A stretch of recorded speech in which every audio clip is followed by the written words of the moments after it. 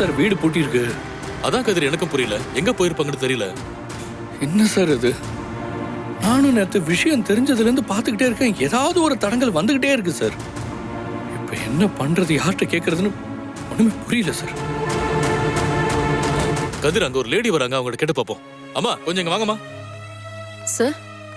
உங்க பக்கத்து வீட்டுல இருக்காங்கல்ல அனிதா? ஆமா சார். அவங்கள பார்க்க தான் நாங்க வந்தோம். ஆனா அவங்க வீடு பூட்டி இருக்கு. அவங்க எங்க போயிருக்காங்கன்னு உங்களுக்கு தெரியுமா? ஊருக்கு போறதா நேத்தே சொல்லிருந்தாங்க சார், அதான் போயிட்டாங்கன்னு நினைக்கிறேன். சரி, அவங்க வீட்டுல மஞ்சுளான்னு ஒருத்தங்க வேலை செஞ்சாங்கல்ல, அவங்க எங்கன்னு தெரியுமா? அந்த பொண்ணு ஊருக்கு போறதா தான் நேத்து அனிதா சொல்லிக்கிட்டு இருந்தாங்க. அனிதா ஊர்ல இருந்து வர 2-3 மாசம் ஆகும்ன்றதுனால திரும்பி வர வரைக்கும் அந்த பொண்ணையும் குழந்தையும் அவங்க சொந்த ஊருக்கே போய் இருக்க சொல்லிருக்காங்க.